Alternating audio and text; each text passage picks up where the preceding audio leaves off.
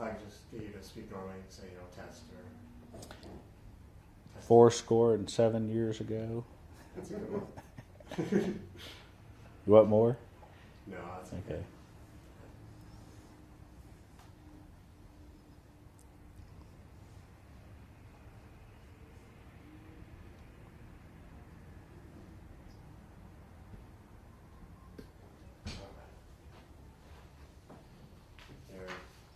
Jeffrey?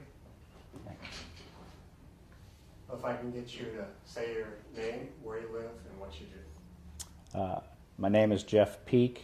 I live in Carmel, Indiana, and I'm a CPA and attorney.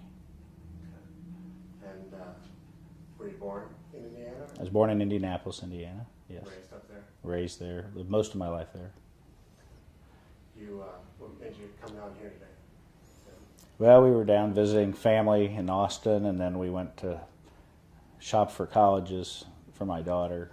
And so we had a day to kill before we fly home tomorrow. So we thought, well, let's go into Dallas and do some sightseeing. Was this the big site that you wanted to see? Yes, this was the number one thing on our list. Yeah. So come here to the museum. Did you go over to the Kennedy Memorial at all? No, didn't even know that existed until we saw a sign in one of the buildings. Picture, I think. What did you think of the museum? I thought it was museum was well done. It was kind of tough to read some of the language below some of the pictures. Where it's either been rubbed off or worn away, but I thought it was done. It was pretty close to the vest from governmental accounts and protective of the presidency. But other than that, I thought there was a lot of information, and there was a good mix between print and video and audio, and so it kept it interesting as you moved along. So and there was a lot of detail, and so if you're an anal retentive person like me, you like that.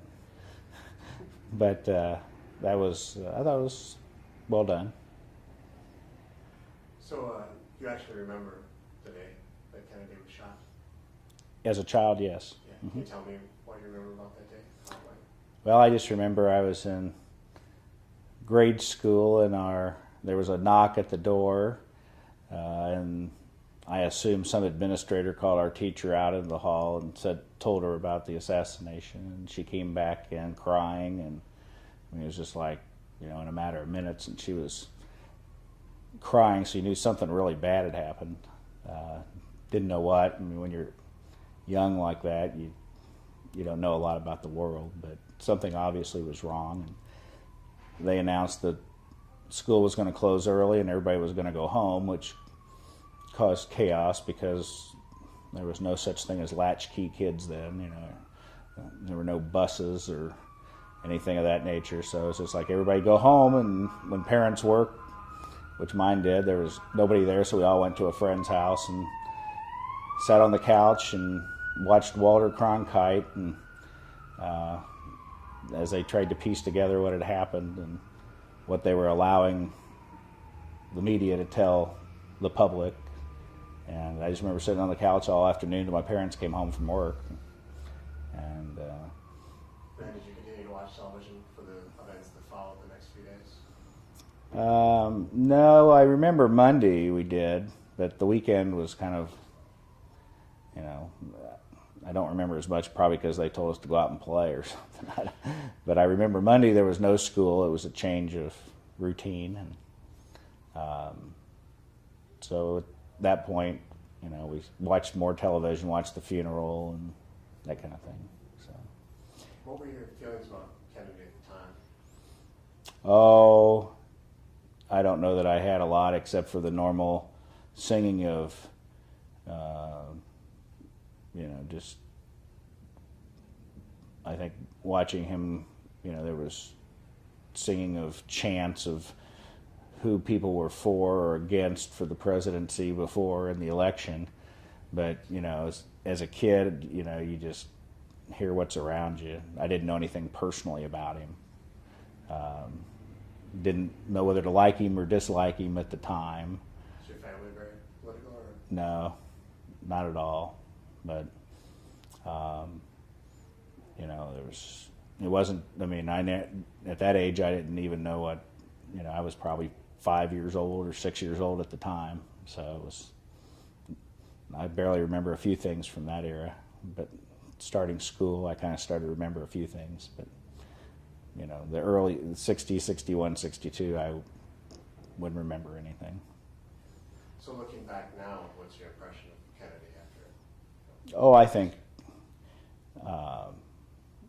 he's been glorified by Kevin Costner and around that presidency, and I think people felt like he was probably a good man, and he did well. You never know if people have better feelings about him because he was assassinated. People tend to get humble and cut some slack to somebody who's been taken out. So I don't know that. I know it's the women in my life tend to maybe immortalize him more than the men because of all the finery in the White House and Jackie O, but I don't think that had anything to do with him. So.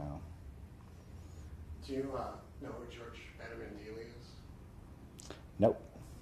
I assume it's who the plaza's named after, but I don't know anything about him. I wouldn't have known the name Dealey before I went through the museum. That's good. I'm just curious if people know that at all. No.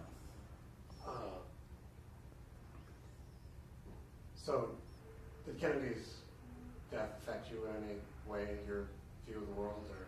Oh, I think I remember, the next election when LBJ was up for election, then either because I was older or because of the assassination, I knew there was a presidential election. And, that's probably it. I mean, I was so young that, Do you have any thoughts on what the world might have been like if Kennedy hadn't met his end here? No, I'm never one to speculate. My wife hates that, but I don't speculate.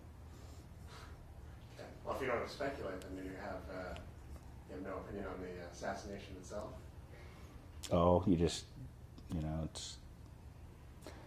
all speculation about whether something's true or not, or whether or not there was a conspiracy or not. I mean, I wouldn't know. It sells a lot of books and audio and videotapes, but... You read any of those books? Or No. All of those? No. Did you see the Oliver Stone movie? Was that the recent one? The JFK. Yeah, I watched that. Okay, It's intriguing, but that's about it. I'm not going to find any answers in it, so I'm going to go on to something empirical I can solve. I'm a male. I want to solve problems. Do you think any definitive answers will ever come out? What really happened? Well, I think everybody always wants closure, but I would never trust that our government would ever let all the information out about anything. But that's just my view of the world. So you do tend to think there's some kind of conspiracy? I don't know if there's a conspiracy. I just believe there's probably more facts than we're all being told.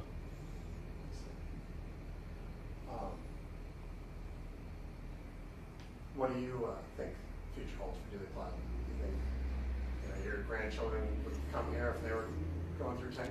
Oh, I kind of, if I'm alive, I might encourage them to do that just because of learn about the history so you don't repeat it. But, my guess is over time it'll become less and less of a important item, become more, things that are viewed like they're important locally, so you might, but in order to attract outside visitors and so forth, I think that gets harder and harder over time. And eventually when we're all gone and nobody is alive that actually witnessed it or lived through the assassination, then I think that's when you'll really see a fall off of, you'll only have people who are history buffs and intellectuals and people who like unsolved mysteries would come through. I don't know, my wife is a distant relative of President McKinley, who was assassinated at the World's Fair back at the turn of the century, the last turn of the century, and nobody remembers anything about that. So I don't know that. I think once the people who lived through something are gone, it's tougher. I didn't live through World War II, and so my grasp, although I'm very supportive of anybody in the military, there's no way that I can understand or feel what those people went through because I didn't live through it. And so I think that's just natural. I don't think there's anything wrong with it. I just think it's a natural passing of time. So. Is there anything else that you want to add that I haven't asked you about? No, it's a very interesting project you guys are working on. Well, thank you. I will unhook you there. Okay.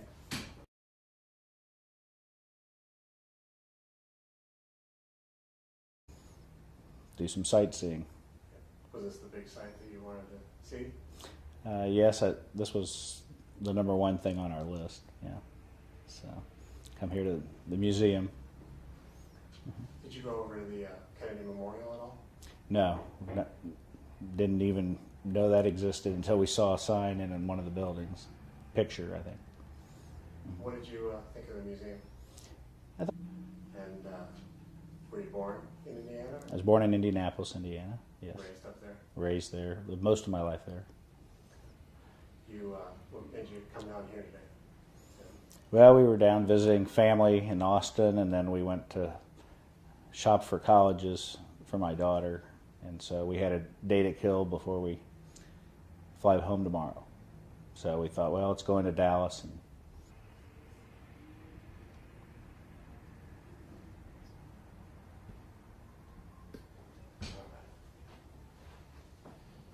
You're Jeffrey? Well, if I can get you to say your name, where you live, and what you do. My name is Jeff Peak. I live in Carmel, Indiana, and I'm a CPA and attorney.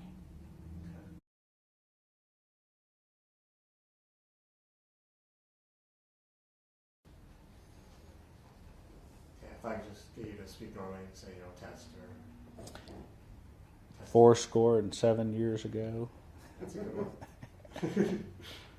You want more? No, that's Okay.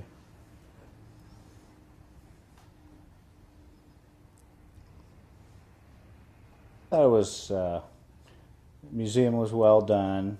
It was kind of tough to read some of the language below some of the pictures. Where it's either been rubbed off or worn away, but I thought it was done. It was pretty close to the vest from governmental accounts and protective of the presidency. But other than that, I thought there was a lot.